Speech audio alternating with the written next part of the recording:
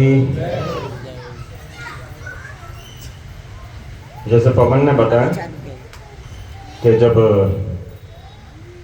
बेटे को या भगवान को जब वनवास हो और दुख ना हो, ये बात सही है, होता है दुख। वैसा ही दुख तब होता है जब लोग भक्ति करते हैं, पूजा करते हैं, दान देते हैं, सात्विक जीवन जीते हैं, और उसके बाद अगर उनको फल नहीं मिले या वो पूजा अधूरी रह जाए तो भी उतना ही दुख होता है।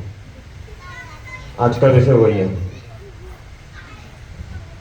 कि जैसे आप लोग भक्ति कर रहे हैं, साधु संतों की सेवा करते हैं, अपना घर का टाइम निकाल के ये यहाँ का मंदिर के कार्यक्रम में हिस्सा लेते हैं, भजन करते हैं, भगवान का नाम लेते हैं, साथ में पैसे का भी दान देते हैं। और अगर आप किसी कारण से, किसी अज्ञात थोड़ी सी जानकारी की वजह से या किसी चीज़ की जानकारी न होना, या कुछ ऐसे लोग जो पूजा पाठ नहीं करते या कम करते, उनके तानों से या उनकी बनाई हुई भ्रमित बातों से कहीं आपकी पूजा अधूरी रह जाए तो वो भी बहुत दुख का विषय होता है। आज हम यही सब्जेक्ट रखेंगे क्योंकि भक्ति का ही पर्व है और भक्ति का फल नहीं मिलेगा बगैर अज्ञानता से या जानकारी के बिना रह जाए तो वो भी तो ठीक नहीं है, वो भी बहुत दुख का है। आप में से बहुत लोग देखते होंगे कि बहुत से लोग जो पूजा नहीं करते हैं, मजे से रहते हैं, गाड़ियों में घूमते हैं, फॉरेन ट्रिप करते हैं, दान भी नहीं करते हैं, आपको ताने भी मारते हैं कि क्या रखा है पूजा में। ऐसे लोग मिलते होंगे तो आपको दिल में सवाल तो आता होगा ना कि क्या वास्तव में जो पूजा नहीं करता वो मजे मारता है क्या? चलन में भी है ये डायलॉग कि आजकल झूठों का जमाना है, कलयुग है, इसलिए झूठ ज्यादा चलता है और उन्हीं को मजे करने का अधिकार है या वो मजे करते हैं, और जो सच रास्ते पे चलता है वो दुख पाता है। ऐसा जनरली सुना होगा, आप लोगों ने सुना है ना। अब उसको हम थोड़ा स्पष्ट करेंगे। पहले आपको एक उदाहरण दे देना है। आजकल एग्जाम्पल का जमाना है और ये बच्चे लोग तो बिना एग्जाम्पल के मानते ही नहीं, तो इनको तो एग्जाम्पल देना बहुत जरूरी है क्योंकि थ्योरीज के ज्यादा ये प्रैक्टिकल में विश्वास करते हैं। देखिए, दो दोस्त थे, एक आस्तिक था, एक नास्तिक था। दोस्ती बहुत गहरी थी, लेकिन दोनों ही अपने ट्रैक से हटते नहीं थे, यानी दोनों अपनी जिद पे रहते थे। आस्तिक वाला भगवान की बराबर पूजा करता था और नास्तिक उसको दो बातें सुनाता ही था, फिर भी उनकी दोस्ती टूटती नहीं थी। नास्तिक बोलता था, क्या है तेरे से ज्यादा तो मतलब पैसा मेरे पास है, तो पूजा करता है, भगवान का जाप करता है, खाता पीता भी नहीं है, हम तो सब करते हैं, तो तेरे में मेरे में क्या फर्क है? मैं तो ज्यादा मजे में हूँ, तू भगवान का नाम लेता तो तेरे को ज्यादा मजे होने चाहिए थे, नहीं तो भगवान के नाम लेने का मतलब क्या है? वो उसको ताना मारता था ऐसे, पर वो थोड़ा टस से मस नहीं हुआ। एक दिन की बात है, दोनों दोस्त घूमने जा रहे थे और घूमते घूमते वो जंगल में गए। जंगल में जाते जाते जो आस्तिक दोस्त था, जो भगवान का भक्त था, वो थोड़ा सा आगे था और जो भगवान का भक्त नास्तिक था वो थोड़ा पीछे था। जैसे ही वो आगे गिरा तो जो भगवान का भक्त था वो एकदम चिल्लाया, अरे मर गया, अरे मर गया। तो पीछे वाला जो नास्तिक दोस्त था वो एकदम भाग के आया, तो वो भी किसी चीज से टकरा के नीचे गिर गया। अब वो जो पीछे दोस्त था नास्तिक, उसने जब देखा मैं किस चीज से टकराया, तो उसने देखा कि एक छोटा सा लोटा है, वो थोड़ा सा बाहर निकला हुआ है, उसमें पांव लग गया उसका और उससे गिर गया। तो उसने उसको खोद के निकाला तो उसमें सोने के सिक्के थे। अब उस लोटा लेके गया, भाई उसका क्या हुआ? जो आस्तिक था, भगवान का भक्त था, तो उसको एक कीला लग गया पांव में, वो पांव पकड़ के बैठा था। अब उसको तो मौका मिल गया बोलने का, और कर भगवान की पूजा। देखो क्या होता है, एक कहावत है, शास्त्रों के अंदर तो वर्णन है उसका या नहीं है, लेकिन संत जरूर कहते हैं कि झूठ को 100 बार बोला जाए तो सच जैसा दिखने लगता है। ये सच होता नहीं है, लेकिन दिखने लगता है। अब उसने नास्तिक दोस्त ने बोला और पूजा कर, ये किला तो मुझे लगना था, मैं तो पूजा करता ही नहीं, तेरे को ये लोटा मिलना था। अब वो बहुत बार हो गया तो उसके भक्त के दिल में भी थोड़ा ऊंची नीच तो हो ही गया आखिर, कि वास्तव में बात तो सही थी, इसको लोटा क्यों मिला, मुझे मिल जाता कीला इसके ठुक जाता। तो थोड़ा सा देखो कभी कभी मन में आ ही जाता है, ऐसा नहीं, हम इंसान है और ऐसी घटनाएं होती है तो थोड़ा सा मन विचलित होता है, सबका होता है, मानवीय स्वभाव है ये। उस वक्त ये ज्ञान की जरूरत पड़ती है, ये एक परीक्षा भी हो सकती है और आपकी जो भावना है वो कितनी प्रबल है अपने इष्ट के प्रति, अपनी भक्ति के प्रति, अपनी काम के प्रति। ये ठीक वैसा है, मोड़ आता है, वैसा टर्न है जैसे बच्चे लोग 11 महीने के एग्जाम पढ़ाई करते हैं, उसके बाद अगर ये 12वें महीने में अगर एग्जाम सही नहीं दे तो फेल हो जाते हैं। 11 महीने की मेहनत साफ। अब उसके दिल में ख्याल आ गया कि ऐसा बात तो सही बोल रहा है, ऐसा क्यों नहीं हुआ। अब वो शंका उसके मन में आ गई, इतने टाइम में नहीं आए लेकिन उस वक्त आ गई। अब उसके गुरुजी थे तो बोले चलो गुरुजी के पास चलते हैं, संत थे, महात्मा थे, आश्रम में रहते थे, बोले उनसे जवाब लेंगे। तो ऐसी चीजें जब होती है तो कहीं ना कहीं मार्गदर्शन देना चाहिए। तो गुरुजी के पास गए, बोले गुरुजी ऐसा ऐसा हो गया है, और मेरे मन में पहली बार शंका हुई है कि क्या भगवान का भक्त तकलीफ पाता है क्या। ये तो कभी पूछा ही नहीं कि इसको सोने का लोटा क्यों मिला, सोने से सिक्के से भरा हुआ लोटा कैसे मिल गया। तो आज थोड़ा सा मेरे मन में ऊंच नीच हो रहा, तो ये आप बताइए क्यों हुआ ये। अब संत थे, ज्ञानी थे, उन्होंने थोड़ा ध्यान लगाया, बोले चलो ठीक है मैं इसका जवाब देता हूँ। उन्होंने ध्यान लगाया और अपनी विद्या शक्ति से देखा, फिर उनको शांति से बैठाया। देखिए हमारा जन्म जो है ना, पूर्व जन्म के कर्म और इस जन्म के कर्म से जुड़ा हुआ है। ये एक सिद्धांत अपने दिमाग में रख लीजिए तो आपको समझ में आएगी सब बात।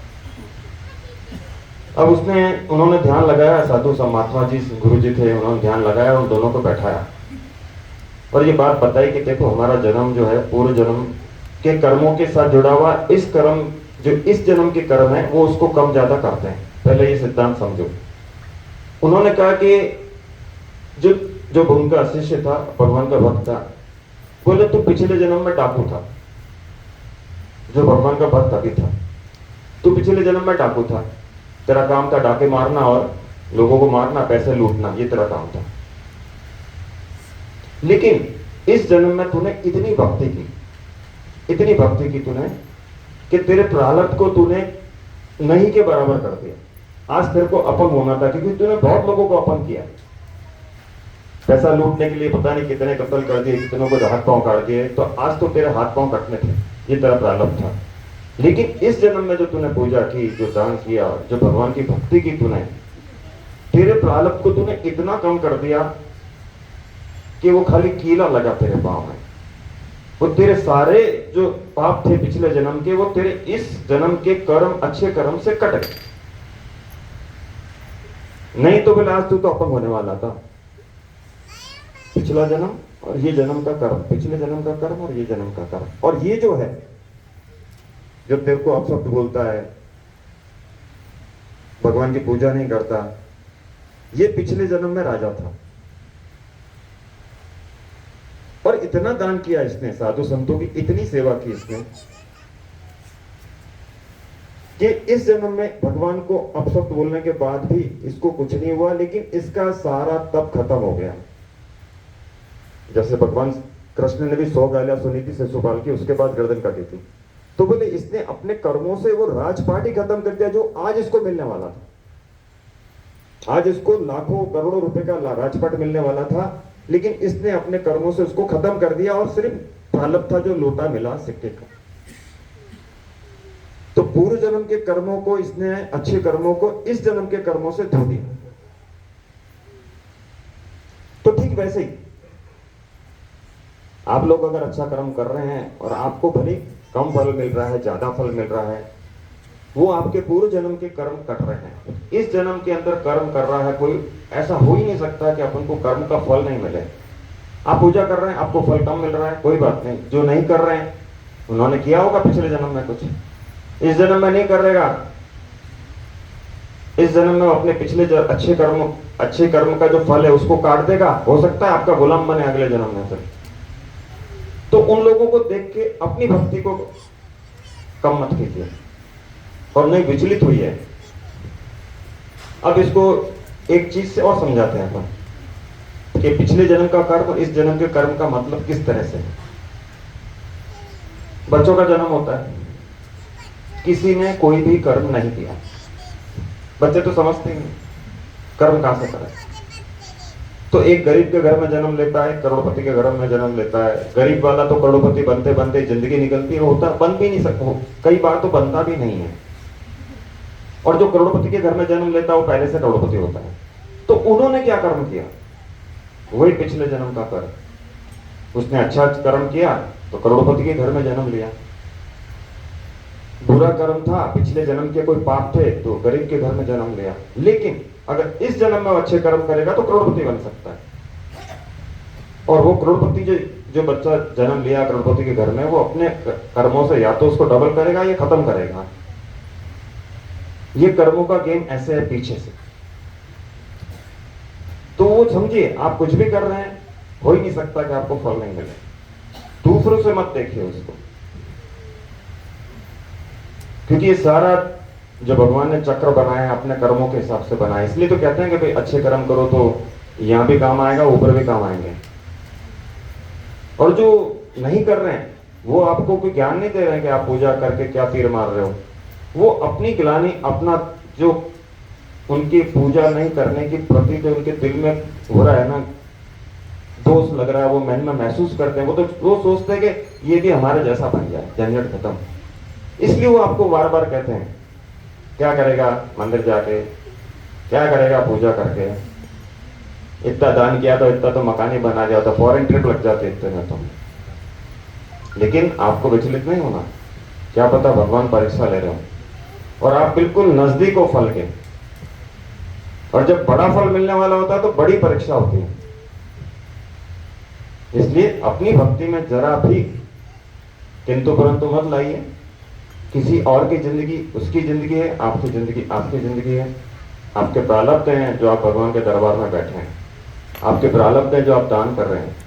ऐसा थोड़ी कि लोगों का पैसा नहीं है, बहुत अनाप शनाप पैसा लोगों के पास, लेकिन भगवान चाहते ही नहीं उनका पैसा लगाना, क्या करेंगे, इसलिए उनको बुद्धि देते ही नहीं है। इसलिए अपनी पूजा पाठ के अंदर कभी भी जो भी करते हैं थोड़ा ज्यादा कम, कुछ उसकी बात नहीं है, लेकिन दूसरों की वजह से उसमें कोई ऊंच नीच मत लाइए। अभी मैंने कहा कि 100 झूठ को बोला जाए तो सच दिखता है, उसका भी उदाहरण है। रस्सी तो बहुत कमजोर होती है लोहे की बनिस्बत। पुराने जमाने के जितने भी लोग हैं उनको मालूम होगा कि कुएं के ऊपर एक वो लगती थी ग्रिल और अपन रस्सी से पानी फेंक देते। पुराने जमाने के सारे लोग जानते होंगे। वो रस्सी उस लोहे पे निशान डाल देती थी, जबकि उसकी ताकत कुछ नहीं है। ठीक वैसे ही 100 बार झूठ बोलते हैं तो आदमी को सच जैसा दिखना चालू हो जाता है, क्योंकि झूठ अपना असर छोड़ देता है। तो 100 जने कह रहे हैं इसका मतलब सच होगा जरूरी नहीं है। आजकल वही है कि वो भी कह रहा है, वो भी कह रहा है, वो भी कह रहा है, वो भी कह रहा है। आपके पास जो 2.5 ग्राम है उसका इस्तेमाल करो बस, तो आप बच जाओगे। आपकी भक्ति अटल रहेगी, आपकी जो पूजा पाठ जो है वो सब अटल रहेगा और उसका फल मिलेगा आपको। इसलिए अपनी भक्ति से कभी भी आप आगे पीछे मत होइए। फल मिलना है, अच्छे का अच्छा बुरे का बुरा। उसीलिए भगवान कृष्ण ने कहा है फल कर्म का फल तो मिलना ही है, आप मना करो या मांगो, लेकिन कब, किस वक्त, कितना, कैसे मिलेगा वो भगवान पे निर्भर है। इसलिए जो भक्ति भाव आप लोगों ने बना के रखा है उसको और बढ़ाइए। लोगों की तरफ ध्यान मत दीजिए, वो तो अपने जैसा बनाना चाहते हैं। क्योंकि दोस्त तो नहीं देवे, कम से कम साथ चलो। ये तो नहीं बोलते कोई पूजा करता तू नहीं करता, दोनों एक जैसे, चलो भाई झंझट ही खत्म हो गया।